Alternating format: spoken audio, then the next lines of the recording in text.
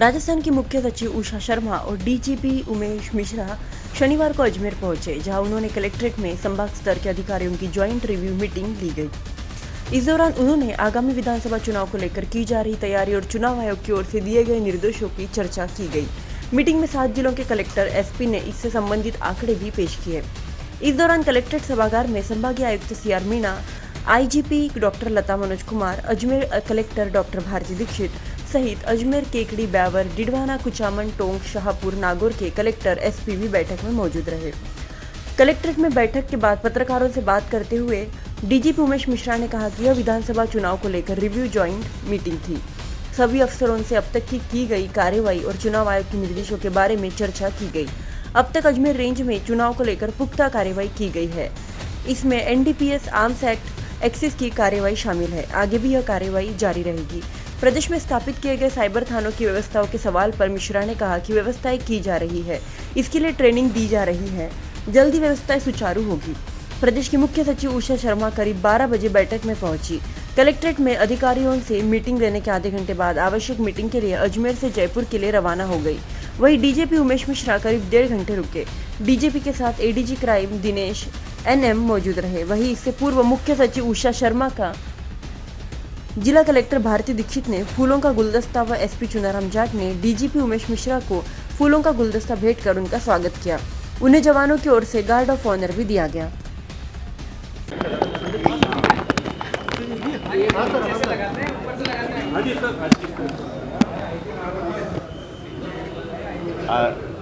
आगामी चुनाव की व्यवस्थाओं के संबंध में और कानून एवं व्यवस्था की समीक्षा करने के लिए आज माननीय मुख्य सचिव महोदय और डीजी साहब की संयुक्त बैठक रखी गई थी, लेकिन कुछ वापस अर्जेंट मीटिंग आ जाने के कारण सीएस मैम को वापस जाना पड़ा है। डीजी साहब अभी मीटिंग कंटिन्यूस कर रहे हैं, उसमें सभी ज़िलों के हमारे कलेक्टर और एसपी आए हुए हैं और अभी ये मीटिंग लंबी और चलेगी और सभी ज़िलों के आगामी चुनाव की व्यवस्था और कानून व्यवस्था से संबंधित बातों पर चर्चा होगी। ये ज्वाइंट मीटिंग थी, रिव्यू मीटिंग रखे थे और सीएस मैम और हम दोनों आए थे। तो बेसिकली इसमें चुनाव के परिप्रेक्ष्य में क्या तैयारी है डिस्ट्रिक्ट एडमिनिस्ट्रेशन की और पुलिस प्रशासन की और जो दिशा निर्देश हैं इलेक्शन कमीशन के, उनके अनुरूप सारी कार्रवाइयाँ हो रही हैं कि नहीं, और जो पुलिस पॉइंट ऑफ व्यू से जो प्रिवेंटिव एक्शन लिया जाना है वो उसकी समीक्षा की गई। इसी तरह जो एनडीपीएस एक्ट, एक्साइज एक्ट और आर्म्स एक्ट, इसके अंतर्गत विशेष रूप से समीक्षा की गई कि पूरे संभाग में, रेंज में क्या कार्रवाई है, कार्रवाई का लेवल क्या है। तो समीक्षा से ये तथ्य उभर कर सामने आया कि अजमेर संभाग में बहुत अच्छी पुलिस कार्रवाई हुई है और एडमिनिस्ट्रेशन और पुलिस प्रशासन दोनों मिल के पूरा ये मुस्तैद हैं अच्छी तरह से इलेक्शन शांतिपूर्ण तरीके से संपन्न कराने के लिए। और इन्होंने जो भी दिशा निर्देश थे इलेक्शन कमीशन के, उसके अनुरूप इन्होंने बहुत अच्छी कार्रवाइयाँ की हैं। वो चाहे ज्वाइंट विजिट हो, वल्नरेबल जो सेक्शंस हों उनमें कॉन्फिडेंस बिल्डिंग हो, और जो दूर दराज के जहाँ मतदान केंद्र हैं उनका विजिट हो, तो सब कुछ बड़े अच्छे से किया गया है। और पुलिस का जो अपर हैंड होना चाहिए बदमाशों पे, गुंडों पे, वो है यहाँ अजमेर संभाग में। इनकी कार्रवाइयाँ पिछले साल से, पिछले कई सालों से और प्लस 2018-19 का जो इलेक्शन टाइम का था उन सब से आगे है।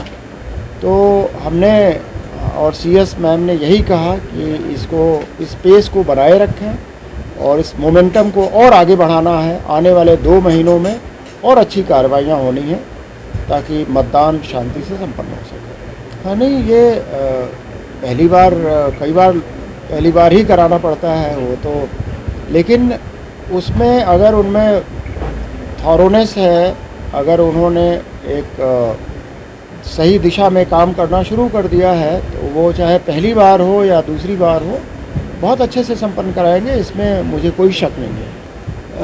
जो भी गैंग्स थी उनको क्रश किया जा चुका है और अभी आज की तारीख में कोई इस तरह की गैंग है ही नहीं। आपको ध्यान होगा अजमेर में ही आज से 7-8 साल पहले क्या स्थिति थी।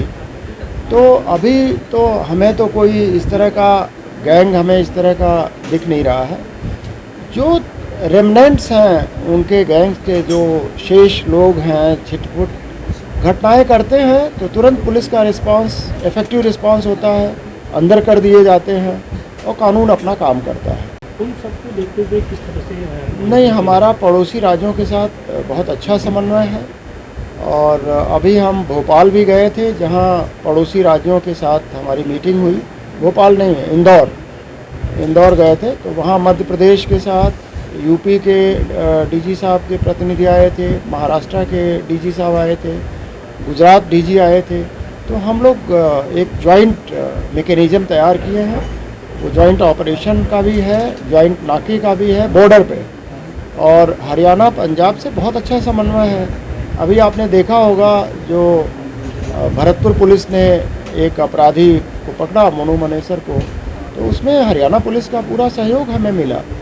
तो जो प्रोफेशनल जो कोऑपरेशन होना चाहिए वो है और हम भी देते हैं और हमें भी मिलता है, तो उसमें कोई दिक्कत नहीं है, कोई कमी नहीं है।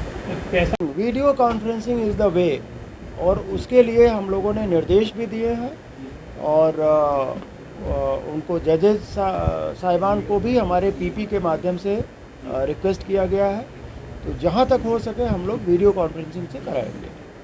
तेल हार्डकोर के लिए सर 50-50 पुलिसकर्मी हमने देखे हैं। VC is the way, VC is the way.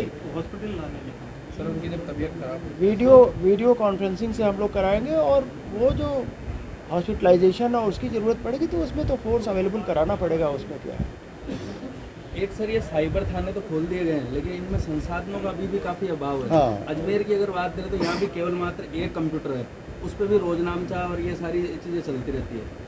तो ये पूरा ये वर्क इन प्रोग्रेस है, वर्क इन प्रोग्रेस है। हम जो ट्रेन कर रहे हैं जिन लोगों को, उनकी ट्रेनिंग अभी पूरी होने दो, फिर वो आके यहाँ डिसेंट्रलाइज तरीके से ट्रेनिंग देंगे। तो इसमें टाइम लगेगा, कैपेसिटी बिल्डिंग की आवश्यकता है और अनवरत ट्रेनिंग दिए जाने की आवश्यकता है, उसमें टाइम तो लगेगा। बाकी मैं ये बताना चाहूँगा कि जो अजमेर रेंज में हमारी आईजी साहिबा हैं, हमारे डीसी साहब हैं, ये दोनों लोग मिल के टीम स्पिरिट के साथ, और उसी तरह एसपी और कलेक्टर्स बहुत अच्छा काम कर रहे हैं, शानदार काम हुआ है। और अभी जो फिगर प्रस्तुत किए गए हैं बाउंड डाउन कराने का और आपसी समन्वय से बहुत शानदार उपलब्धि हमें देखने को मिली है। तो आई एम कॉन्फिडेंट